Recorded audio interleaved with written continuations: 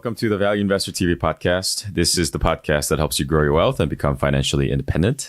My name is Becco and my partner, Hari. Hello. Welcome to this podcast. We're going to be talking about Kraft Heinz Part 2.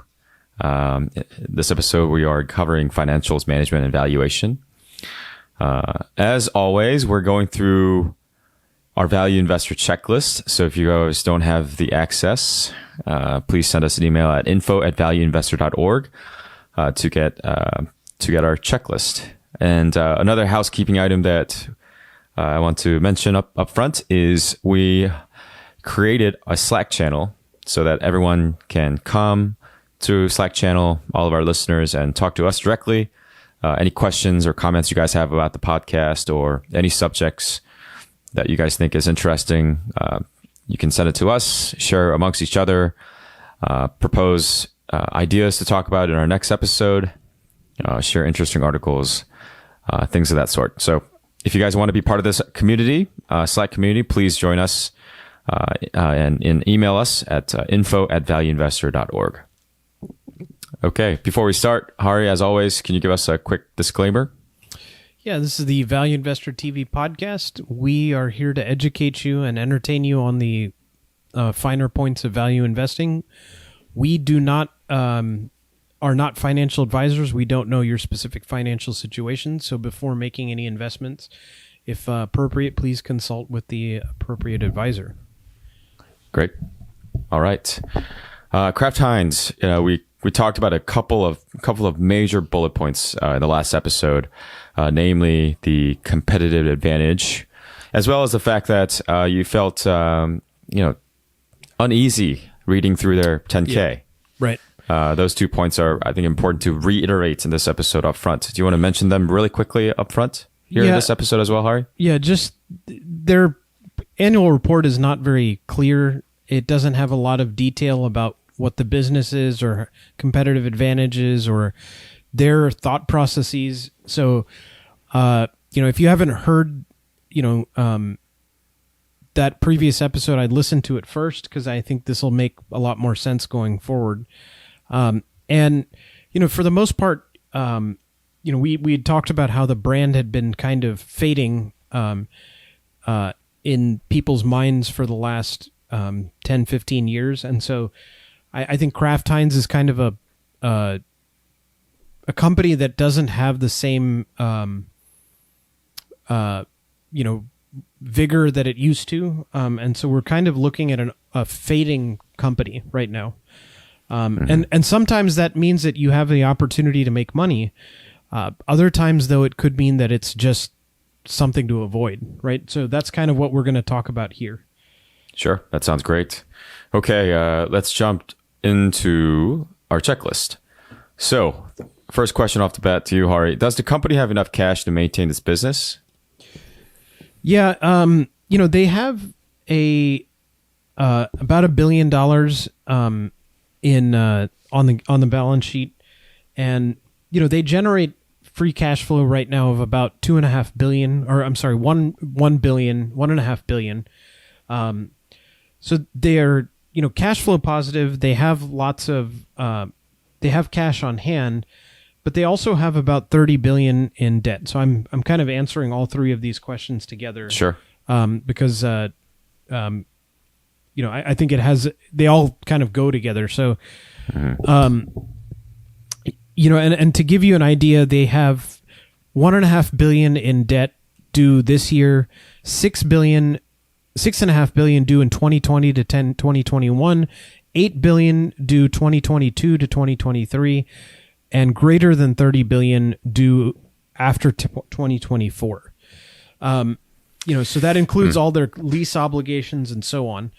So in the next few years, they're going to actually have some financial pressure as well to, kind of preserve cash or renegotiate this debt. And I mean, like I said, I've already passed on this company as a potential investment for me. So I haven't dug into a lot of the details about why, what would happen in these, various situations. And we've also haven't really talked about, what was Buffett's attraction to this business in the first place, which I'm not going to speculate why he chose it. I mean, I assume it was because it was a good brand and so on. But when I look at these numbers and compare it to the market cap, I don't see a cash generating machine that, is super cheap or anything like that. There's no risk today of it falling apart, but in the future, I think they're going to take some severe hits. So, yeah, just some context. I mean, it looks like $1 billion in cash in the balance sheet, free cash flow 1.5, and to maintain the business, the capex was what, about $1 billion, just about $1 billion, right? Yeah, it was free cash flow. So after the capex, okay, so free cash flow of 1.5. Even then, I mean, the debt level is $30 billion total, and you have 1.5 coming up very soon, and then $6 billion coming up very soon as well. So, either you refinance it like you mentioned, or they do another offering. They issue more shares, something along those lines to solve this immediate kind of impending debt obligations. But all that to say, it seems very unhealthy at this point. There's a lot of debt. Free cash flow, relatively stable. It's not growing much either. No, it's not growing, and neither is their revenue. So there's not a whole lot of light at the end of the tunnel here that, they just need to get through these couple of years and then things will pick up. I mean, it's an iconic brand, but that brand is, past its prime, right? Mm-hmm. So hard to say that there's going to be something that you would just, that leaps out at you and says, oh, they're cheap, or mm-hmm. All they have to do is, people are ignoring these things about them. So, yeah, I think another interesting kind of thought process that we could do here, just really quickly, is let's say you're the chairman of Kraft Heinz, or CEO of Kraft Heinz. You have the authority and obligation to, protect shareholders and direct the ship in the right direction. At this point, what would be your prescriptive advice? What would you do if you're in this position, given all the things that you know? Well, I mean, right now you have to suspend your dividend and start paying down your debt. They pay about $3 billion in dividends. They need to find a way to invest in the business itself. Like the brands have to get replenished, right? And they have to start looking at their existing brands and saying, what can we do to improve their market share and their mind share and so on. And I mean, honestly, if I were the CEO of this company, I would basically say, I would quit. Oh my God. Because I wouldn't want to do this job. Oh my God. That is the best honest answer. And the way you said it there was so funny. You thought hard about it, and this is your genuine answer. I mean, look, there's certain jobs where it's not. God, Ari. That was so funny. It's not worth the headache. It's not worth the headache. That was great. I thought you were going to come up with some genius Hari moment. I did. I would do this and this, but no, that was not his answer. No, his answer was it's opportunity. Clear and simple. It's opportunity cost. I'm working there. I'm not working somewhere fun. So, oh, that's funny. Yeah, I mean, there's a lot of all this is saying that there's a lot of trouble here, right? I mean, this is a lot of baggage that you have to carry with you. I'm not saying that it's right around the corner, but it's in the future, right? I mean, they're not on the upswing at this point, and you've got to clean things up. And I mean, what we didn't mention was that Heinz and Kraft were kind of merged together from 3G and Berkshire Hathaway, and 3G has this reputation for where, they do a lot of financial house cleaning to kind of lower costs and do these, this thing. And they're a private equity group, right? And private equity is generally pretty bad, right, at what they do. Like bad for the company. Well, bad for everything, right? They don't, private equity doesn't beat the index funds in the long term. And, when you load up a company with debt, which is what they've done here, and then you kind of undercut the business. I mean, this is Toys R Us, right? I've mentioned Toys R Us many, many times. You had an iconic brand that was functional, that was doing very well, that had a lot of mind share, and was very profitable. And you just slowly keep cutting until at some point it's no longer good, right? And then it all kinds of falls apart really fast after that happens. Well, it doesn't happen overnight. It happens over a period. It unravels. Yeah, but it slowly unravels. And, I think that's essentially what's happened here is this is a brand. It's slowly unraveling. And, maybe 10 years from now, we're going to be looking at a very different company. So yeah, for sure. I was just looking at their balance sheet over time. It looks like from 2014, the debt level was, it wasn't 30 billion. It was around 13 billion. And they jumped from 13 billion to 31 billion. Yeah, that's in a matter of 4 or 5 years. That's when 3G took over. Yeah. So, and also given the context of low interest environment, they're just loading up on debt, right? So, yeah. And, when interest rates are going up, that really is painful for these companies. And I want to mention something, and not something that we don't do often in this podcast, but I think it's important to mention is, companies who are loaded up in debt is very, very, it's risky, especially, and you see a lot of them, right? Over the course of, past 10 years in the low interest environment, an easy way to juice up your returns was to load up on debt, be it for private equity or not. A lot of executives did that for, to juice up the earnings, right? And so, yep. I think you have to be very, very careful when you analyze companies and look at debt with critical eyes. Not that debt as a whole blanketly is a bad thing, but I think especially in today's time, where we had 10 years of low interest environment, and now we're kind of going through that still. But I think it's super important to keep that kind of macro context in mind when we're analyzing companies. Yeah, I really feel like this is, we've talked about businesses that are kind of in the later stages of their life, like GameStop. We had mentioned GameStop. We had talked about, I'm trying to remember some of the other ones that we've seen. And, there's opportunities to make money in these when the market overreacts to certain, behaviors, right? And yeah. When you look at companies that are good but are underappreciated, you want to see things like still has a very solid cash flow, still has, and they have excess capital essentially, right?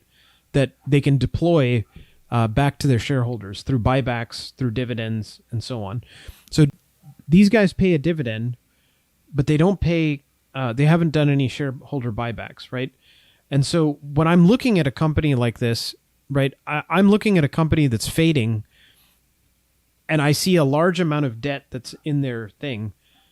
What did they use that for, right? That was used to fund the purchase of this business. Me as a shareholder gets nothing from that, right? I now basically... You're promised the future cash flow. Correct. I have promises of future cash flow which are not there anymore, right? So if I see somebody come in and they're a big player and they're loading up on debt,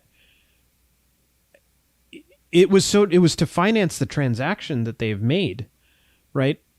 They've basically stuck this company with it, and the private equity firm has no liability at this point. So if Kraft fails, as Toys R Us fails, the only thing that gets hit is Toys R Us, right? Yeah, it's the shareholders of Toys R Us. Yeah, and so when I look at it, I'm going to stay away from businesses like this, right? And Kraft is, it's like Toys R Us.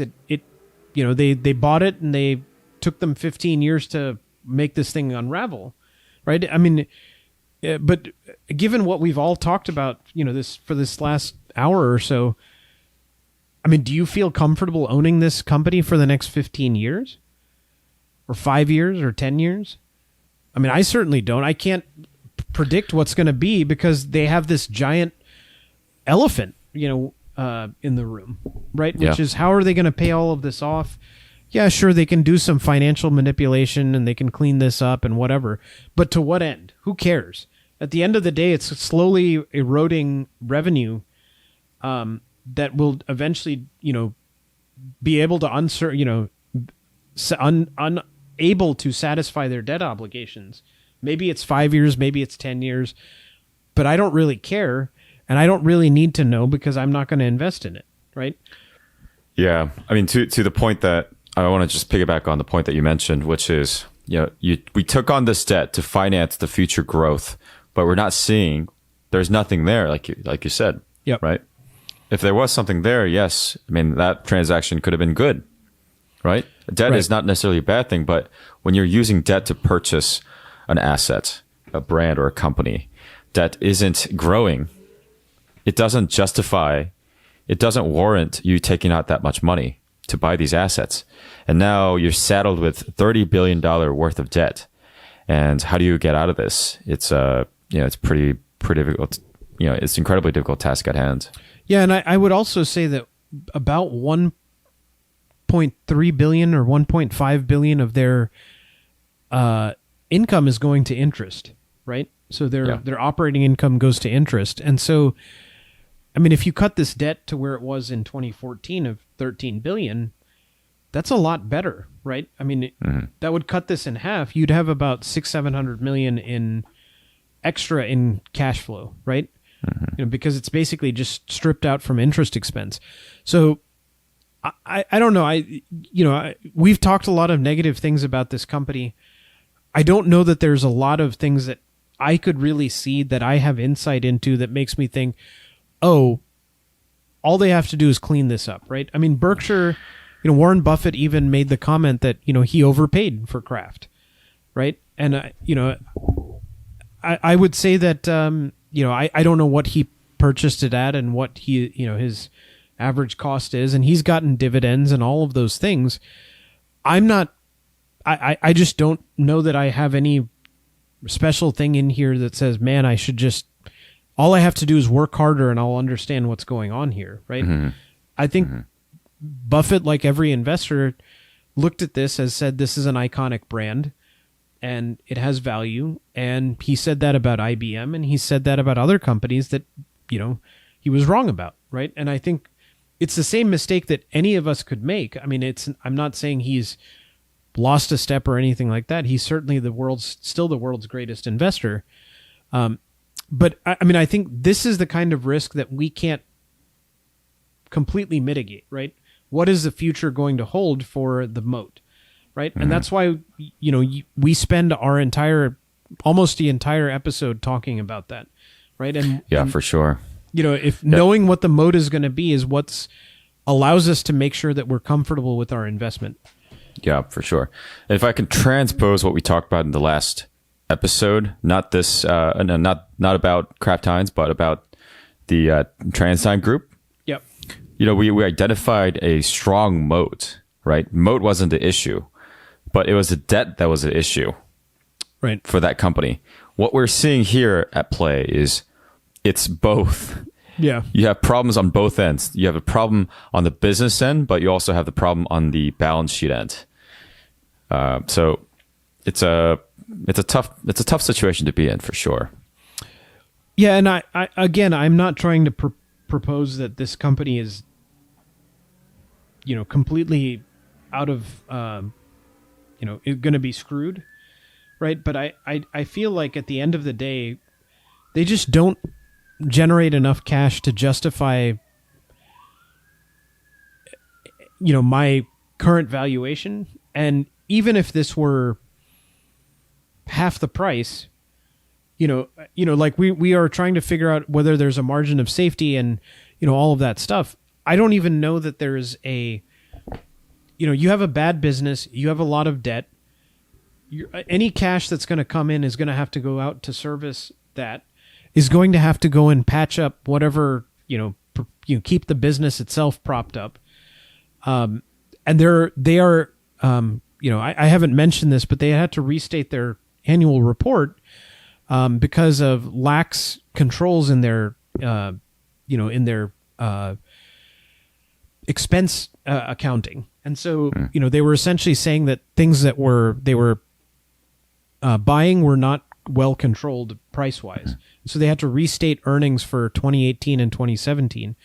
And so I'm like, this is a business that's got a lot of problems. It's not, the guy who's running it, the CEO, is stepping down to go somewhere else, to go back to 3G as a partner.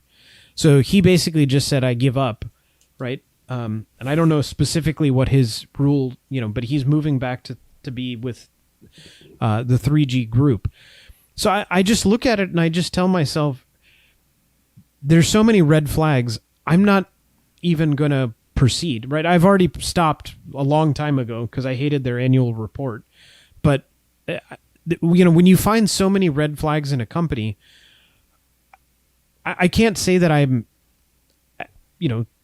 I would just start looking elsewhere is how I can put it. Maybe there's something to be had here that I'm missing, right? And it's okay to miss. It's okay to miss the investment that's cheap, if you don't understand it. And I just don't. So, yeah, that's a fair point. Fair point. Okay. We talked about financials. We obviously did talk about management. Is there anything else you want to mention here in the management section, Hari? Yeah, I think these guys are overpaid.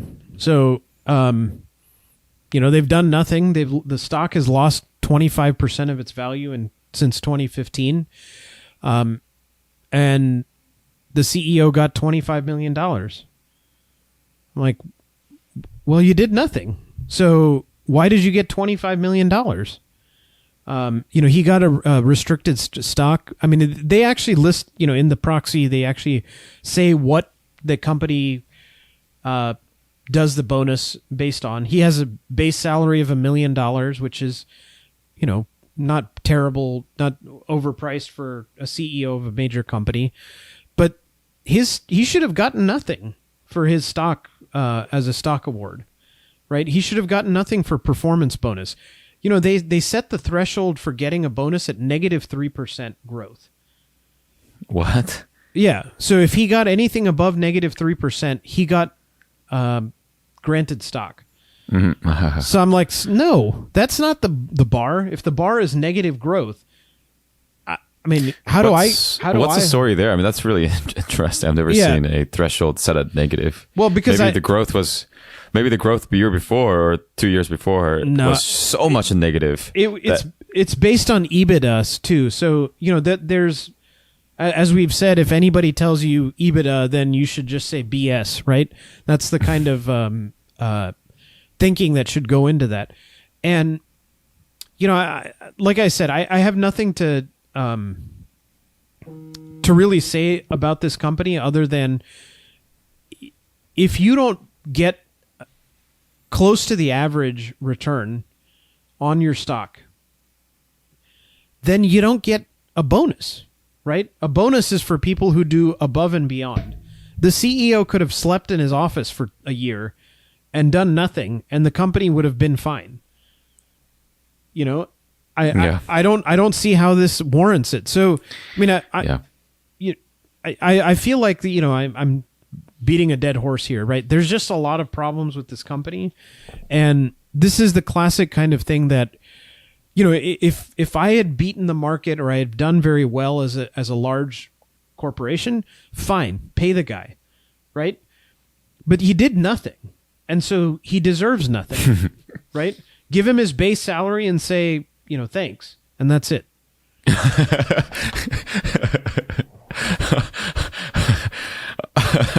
I love the candor of Hari. Can't get enough. He got a 1.6. He already owns 1.6 million shares. So, they gave him a $25 million worth of in 2018 alone. So, again, I have nothing to say here. Like, if you already haven't heard, I'm already irritated with this company. And then you get the guy gets whatever he wants as a CEO, because most of these companies, the way that it works is the CEO will appoint his friends to the board, then the board will scratch his back, so everybody gets what they want, that kind of thing. And it's nonsense, right? I mean, it's a nonsense. systemic problem, not just with this company, but Yeah. a lot of corporate America. Yeah, and so sure. anytime you find businesses that are doing that, just walk away, So, this guy's going to collect as much money as he can before the sinking ship falls, and it's going to be at shareholder expense. And that's what it is. Yeah. Not to mention all the employees that work for him as well. Yeah, all the executives too. Yep, for sure. Okay. So anything else on the management? Should we move on to valuation? I think we should stop because honestly, valuation, why bother, right? I mean, we can do a discounted free cash flow. We can look at it. It's an academic exercise at this point, right? This is a bad company. It is a business that I wouldn't want to put my money into. I'm going to guarantee myself a losing proposition, right? I'm catching a falling knife at this point, right? Yeah. And I'm not comfortable with trying to say, is it $30 or is it $50 or is it $70? What is the value here? When, they have a giant debt load, the CEO is exiting to be, go get, be a partner at his other company. He failed miserably at what he did. The stock has declined by 25% during his tenure. While the S&P 500, I guarantee you, has gone up more than negative 25%. So what was the value of this guy again? He owes the company probably, $25 million a year. Sounds about right. Yeah. Yeah, this was an interesting journey into Kraft Heinz. You would have never thought that, this company is in so much trouble if you didn't listen to the Value Investor podcast. So keep tuning in, please. Your listenership helps us a lot, and it definitely keeps us going. Okay. Anything else? I know we're kind of belaboring the point for Kraft Heinz. I think it was pretty clear messaging on Kraft Heinz from us. Last word, Hari. No, I mean, if you want to hear Hari complain about terrible businesses, then keep tuning in and suggest more terrible businesses for us to complain about. And you can do that on Slack or find it send us an email, info@valueinvestor.org. Yeah. Please send us an email at info@valueinvestor.org for a checklist or any companies that you would want us to cover in the next episodes. And as I mentioned up front, if you guys want to join our Slack channel, email us at info@valueinvestor.org as well. Slack channel, for those of you who don't know, it's a messaging community where you can message us directly, share messages, send messages to each other, our listeners, share interesting articles, propose topics that we should discuss in the next episodes, things like that. We're just really trying to make our community of listeners more tight-knit so that we can build this community together, and also for you guys to suggest topics so that we can create content that's suitable for you guys. So thanks again for joining us on this podcast, the Kraft Heinz podcast. It was interesting. It was an interesting journey. Thanks, Hari, and we'll see you guys in the next episode. Yeah, thank you. Thanks.